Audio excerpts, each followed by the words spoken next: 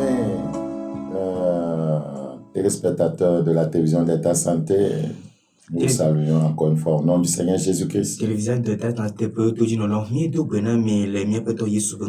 Nous sommes les messages des derniers temps, dont le but est de révéler la sainteté qui dort au sein des assemblées chrétiennes, de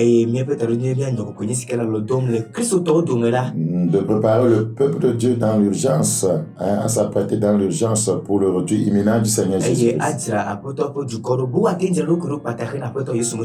Que Dieu vous bénisse. Saluons tout le monde. Nous honorons tout le monde. Respect à tous les pasteurs.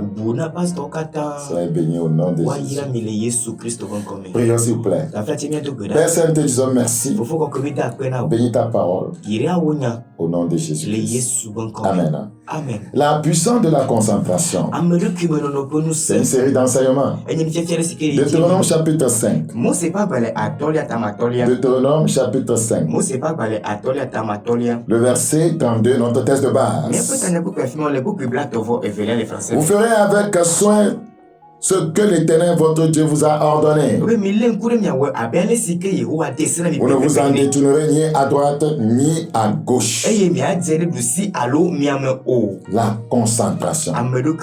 Quand Dieu veut que nous lui fassions quelque chose, il veut que nous le fassions exactement comme il l'a demandé. Et quand quelqu'un veut faire quelque chose de façon exacte, il doit nécessairement se concentrer. C'est tellement important. Dans Luc chapitre 4, Luc chapitre 4, le verset 20. Luc chapitre 4, le verset 20. Nous lisons rapidement. Ensuite, il roula le livre, le remit au serviteur et s'assit. Tous ceux qui se trouvaient dans la synagogue avaient les regards fixés sur lui, sur Jésus. Alléluia.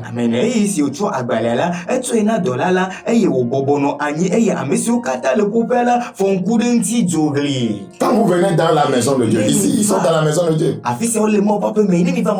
ils avaient les yeux fixés sur Jésus. Aujourd'hui, quand les gens se rendent dans la maison de Dieu, ils n'ont pas les regards fixés sur Jésus, mais sur ce que Jésus peut donner.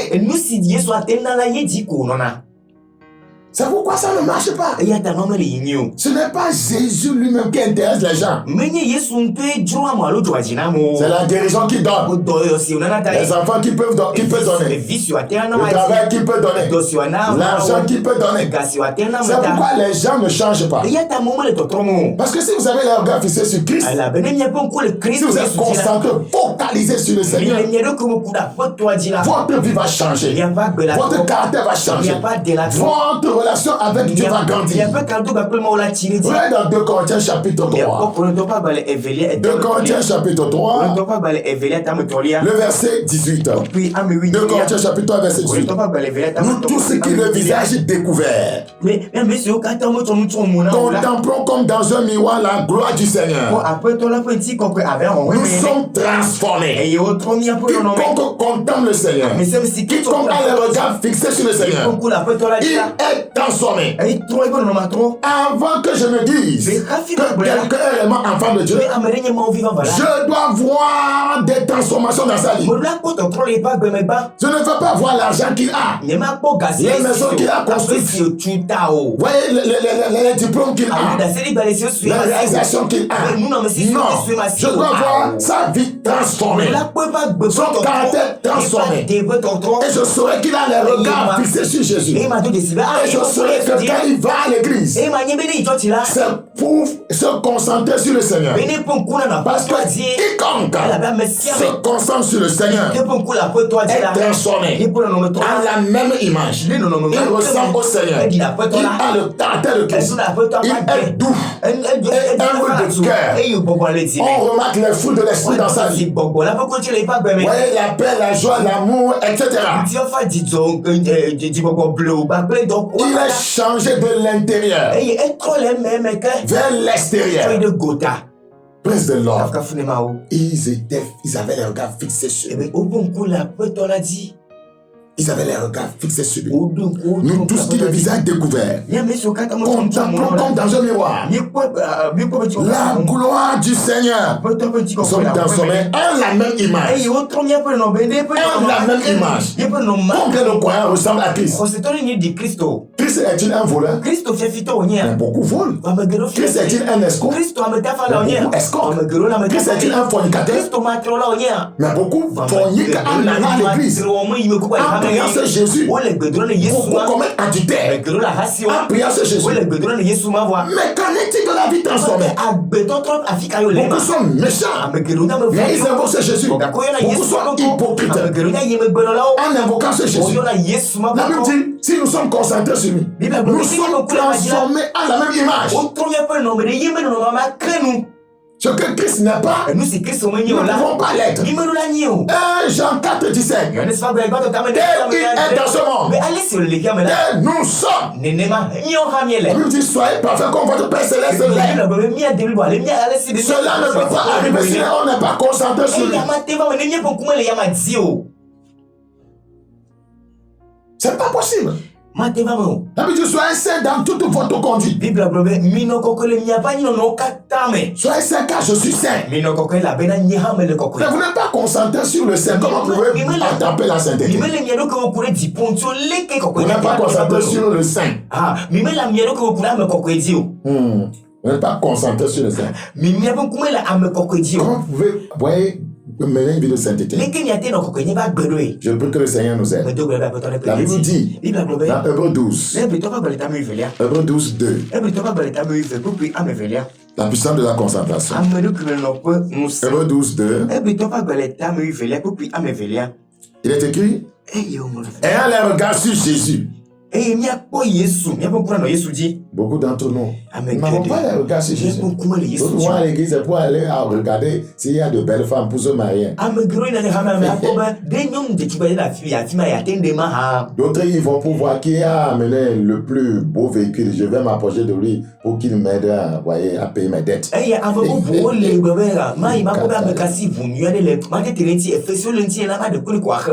Non. Ce n'est pas ça la vie chrétienne. Je prie que Dieu nous aide. Alors concentrons sur lui. Alors, la fois passée, nous étions en train de vous parler des stratégies de distraction de l'ennemi. L'ennemi fait tout pour nous distraire, pour nous empêcher d'être concentrés. La première stratégie qu'il utilise, nous l'appelons la confrontation de conviction. Nous avons vu dans Jean chapitre 1, 29 que Jean-Baptiste avait dit, voici l'agneau de Dieu qui ôte le péché du monde. Et après dans Matthieu 11, 3, il demande si Jésus était réellement celui, voyez, qui devait venir. Matthieu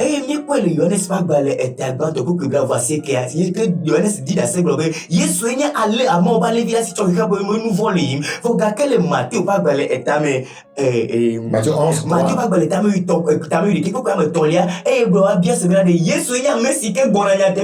Parce qu'il passait par des challenges. L'ennemi, vous savez la raison pour laquelle l'ennemi aime amener des problèmes dans nos vies, pour nous amener à changer de conviction.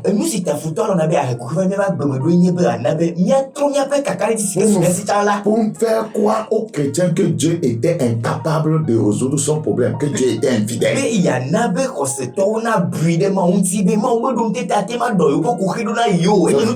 pourquoi dans 1 Timothée 6, 12, Paul dit combat le bon combat de la foi. Ne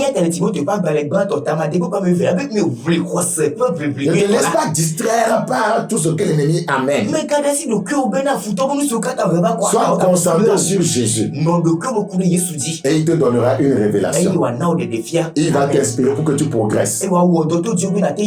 Ouais, deuxième stratégie de distraction de l'ennemi, nous l'appelons la confrontation des oppositions. Vous avez le plus, vous voyez, un exemple, voyez, merveilleux dans Néhémie chapitre 4. Lorsque, vous voyez, Néhémie devait rebâtir les murailles qui s'étaient écroulées. Vous voyez, il y avait eu des oppositions, de grandes oppositions. Sambala, Tobia, Geshem. Mais Néhémie ne s'était pas laissé distraire. Il s'est engagé dans la prière. Il C'est en cela que nous disons quiconque se préoccupe des oppositions va perdre sa position. Les oppositions viendront, ne te laisse pas séduire. Ouais. En droit, nous étions en train de vous parler de la tentation de la compétition. La tentation de la compétition. Et la compétition est rentrée dans l'église. L'objectif étant de gagner des âmes. Vous allez voir, les gens vont s'engager dans une tentation de compétition en matière d'habillement. Je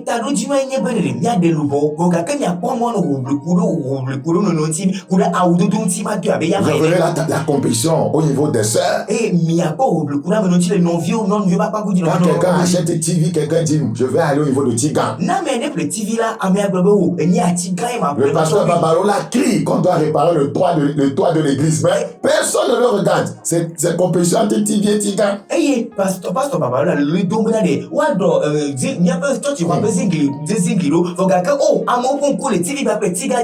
non, ce n'est pas normal. Ce n'est pas normal. C'est la distraction. Mais vous empêche d'atteindre le but.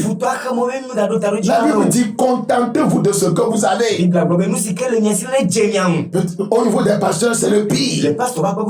La compétition. Ouais, te voilà par rapport à tes moyens, tu es dans. Tu as construit un temple avec les clés. Ouais, à quelques 100 mètres, il y a le pasteur Bozo. Ouais, qui a vraiment, qui a établi un bâtiment pas possible.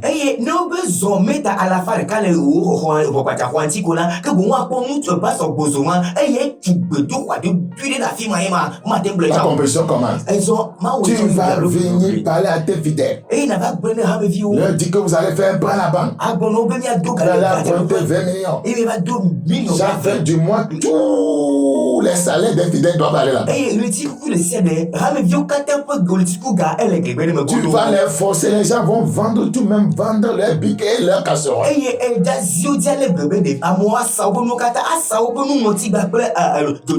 En utilisant un passage biblique qui dit vendez ce que vous avez donné leur en aumône. Tu es devenu celui à qui on doit faire l'aumône. Tu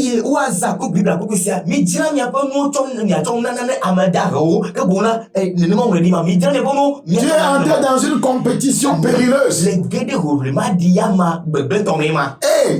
À la première année de la crise sanitaire, ça a beaucoup frappé plusieurs églises.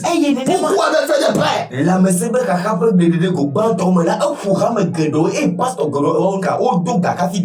Vous faites des prêts en comptant sur des fidèles. Or, pour dire la vérité, beaucoup de fidèles là, ce sont des allants et des venants.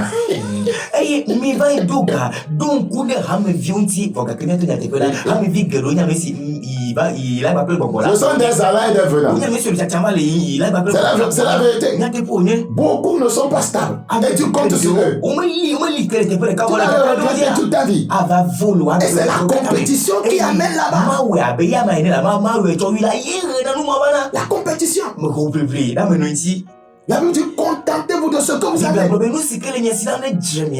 Alors, j'étais en train de parler de Jean-Baptiste avec ses disciples dans Jean 3. Ces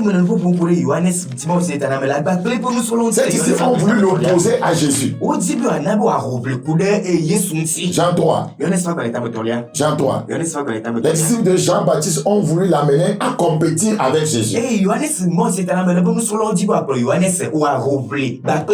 Jean chapitre 3, verset 24. Quand Jean n'avait pas encore été mis en prison, or il s'éleva de la part des disciples de Jean une dispute avec un juif touchant la purification. Il vient trouver Jean et lui dit Rabbi, celui qui était avec toi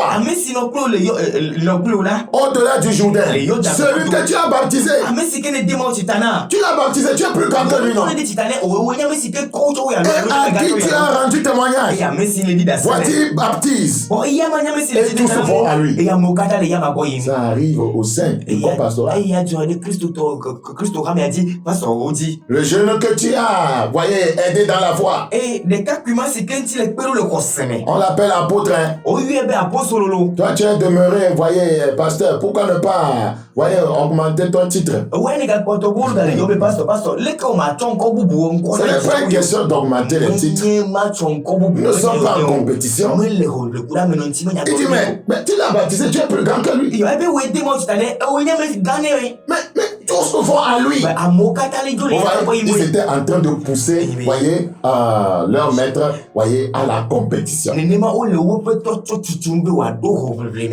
Jean-Baptiste va leur parler. Qu'est-ce qu'il va leur dire? Jean répondit, un homme ne peut recevoir que ce qui lui a été donné du ciel.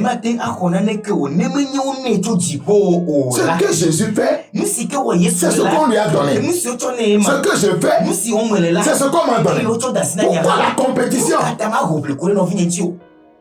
Un homme ne peut recevoir que ce qui lui a été donné du ciel. Pourquoi je vais le jalouser? Pourquoi je vais l'envier?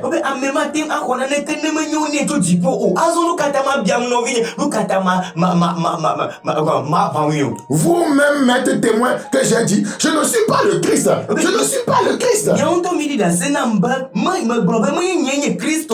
Kofi n'est pas Abalo. Abalo n'est pas Afi. Afi n'est pas Joséphine.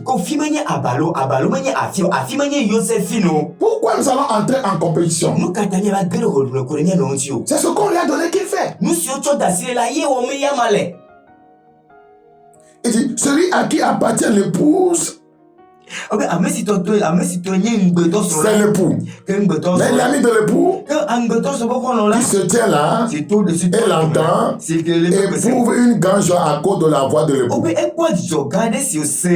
Aussi cette joie qui est la mienne est parfaite. Je n'ai pas besoin de compétir, mais je suis content plutôt qu'il est en train de faire ce qu'il fait. Est-ce que les pasteurs s'encouragent? Est-ce qu'on est content de ce que quelqu'un Dieu est en train de l'utiliser? Le Seigneur sait et il m'est témoin. Je prie pour toutes les églises dans le pays. Je prie pour tous les pasteurs. Même si je ne connais pas ton nom, je dis à Dieu, quelle que soit une église quelque part, dirigée par un pasteur, il demande des choses pour sa vie. Nous ne sommes pas en compétition. Nous ne sommes pas en compétition. Nous sommes appelés à donner la main d'association. Je n'appartiens pas à une dénomination. Je suis un don pour le corps de Christ. Je suis là pour le corps de Christ. Ce que je peux apporter, je l'apporte. Et ce que l'autre fait du bien, j'apprends et je prie pour lui.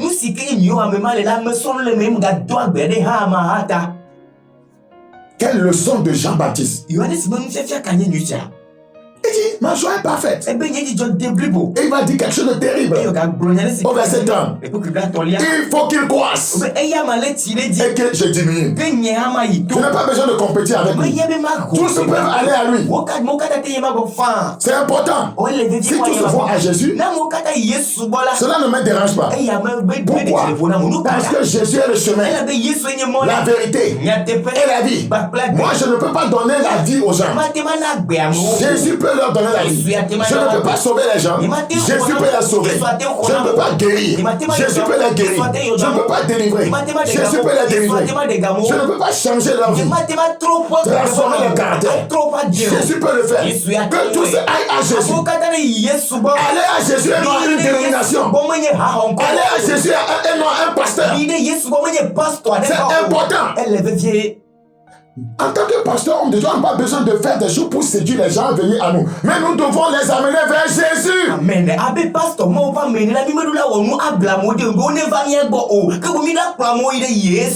pas mort à la croix pour quelqu'un. Tu n'es pas le sauveur. Tu n'es pas le délivreur. Tu n'es pas un instrument. Jean-Baptiste dit qu'il croise. Jésus doit croître dans le pays. Son message doit croître. Le message de Jésus doit croître. Que le message de le propre message des pasteurs, c'est stop.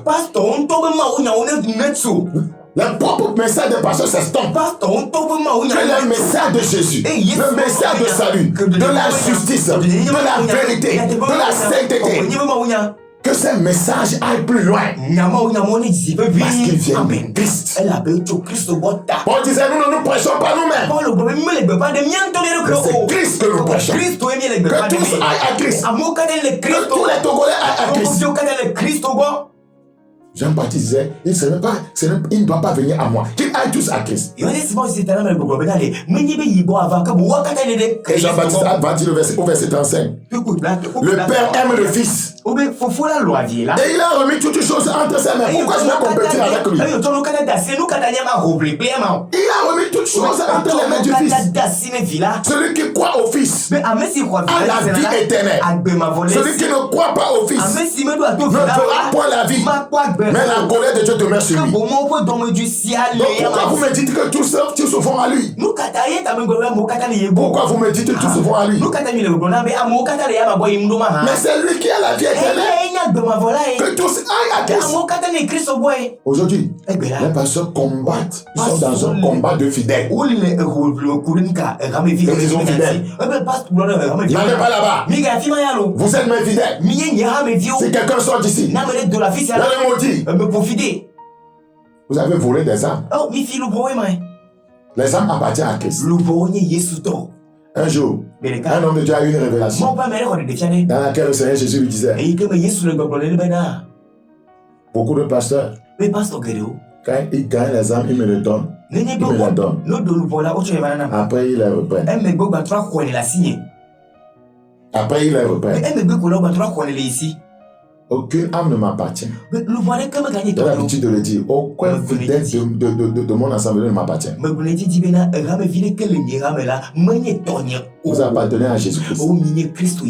Si tu quittes mon assemblée, je te dirai simplement, je ne vais pas t'en vouloir. Je ne te maudirai jamais. Je te dirai, partout où tu iras, rappelle-toi que je t'ai enseigné que sans la sanctification, personne ne verra ça.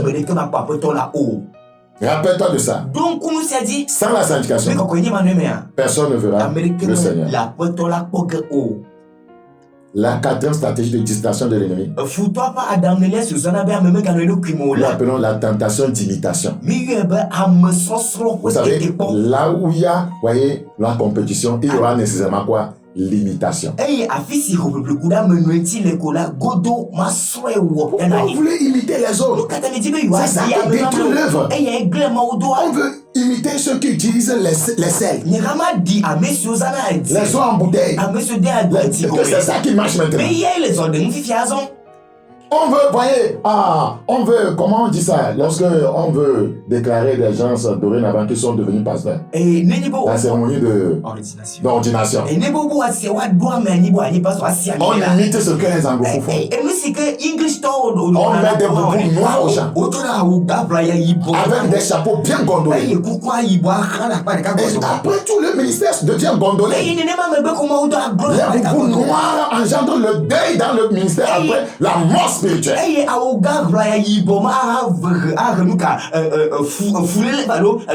mort. Où est-ce qu'on a vu ça dans la Bible? On est en train d'imiter. C'est une stratégie de distraction de l'ennemi. Et une dame m'avait appelé un jour. On doit faire cette cérémonie de... Comment vous appelez ça, moi? Comme moi, je ne suis pas dans ça là, j'oublie ça souvent. Ordination. Et il me demandait une grande somme qu'elle n'a pas payé les frais, il faut les habits, les boubous noirs. Moi, Bakoya Yas, contribuer à coudre un boubou noir.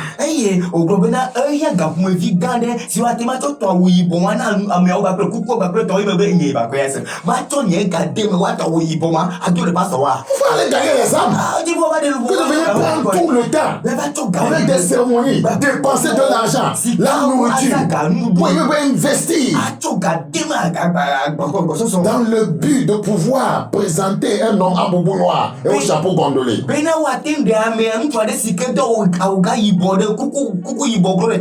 La tendance, voyez, d'imiter les autres est une perte de temps. Et une distraction. Imiter ne veut pas dire que cela fait partie intégrale de votre vie. On veut imiter quelque chose, mais on n'aime pas la chose.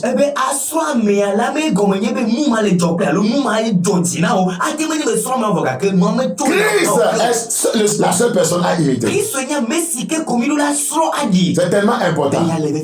Et imiter quelqu'un qui suit exactement Christ. Beaucoup abandonnent leur appel. Ce que Dieu leur a dit. Imiter ce qui est la tendance aujourd'hui. Beaucoup ont laissé le message du salut pour imiter la prédication sur la prospérité. Ouais, on préfère s'adonner à ce qui est populaire. Ce n'est pas, ce qui est populaire n'est pas nécessairement ce qui est approprié. Ce qui est populaire n'est pas nécessairement ce qui est approprié. Job chapitre 2. Job 2. Ce qui est populaire n'est pas nécessairement ce qui est approprié. Job 2:7. Et Satan se retira de devant la face de l'Éternel, puis il frappa Job d'un ulcère malin depuis la plante du pied jusqu'au sommet de la tête. Et Job prit un tesson pour se gratter. Ouais, le verset 9. Sa femme lui dit: tu demeures ferme dans ton intégrité. Mon Dieu, Dieu meurt.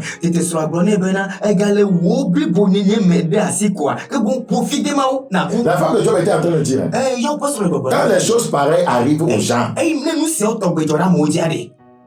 c'est qu'il maudit si Dieu meurt. Donc mon mari imite ça. Quand les gens passent par les maladies, quand Satan frappe les familles, et quand les gens perdent tout dans la vie, ils ont l'habitude de faire quelque chose que je connais. Ils maudissent si Dieu est mort. Mon mari, toi aussi, imite Dieu est mort.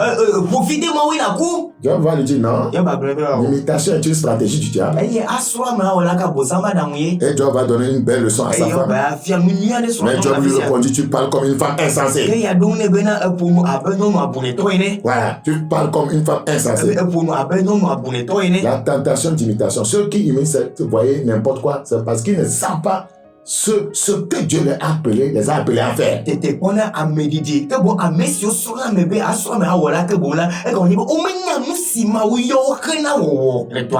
Ouais, quelqu'un qui imite tout n'a pas de vision. Il faut avoir une vision d'abord et avant de chercher un modèle. On n'imite pas parce qu'il faut imiter sans savoir, voyez, ce que tu imites là, est-ce que ça te conduira à atteindre tes objectifs?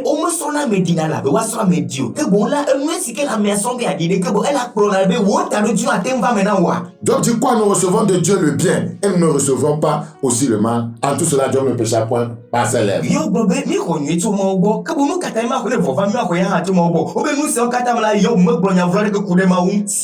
Je prie que le Seigneur nous aide. Nous devons faire attention. Quand vous entrez dans la compétition, vous entrerez dans l'imitation et vous vivrez dans la distraction. Concentrez-vous sur votre but, votre objectif. Et que vous bénisse. Si Jésus t'en a venu, rendez-vous le vendredi prochain à 21h. Déjà demain samedi, à 7h30, vous venez écouter l'enseignement avec nous et la prière. Mon numéro s'affiche en bas de l'écran. La prochaine fois, ouais, nous verrons un autre point par rapport à la distraction. Et nous parlerons du prix à payer pour maintenir la concentration. Au revoir. Bye bye. Portez-vous bien. Évitez la distraction. Bye bye.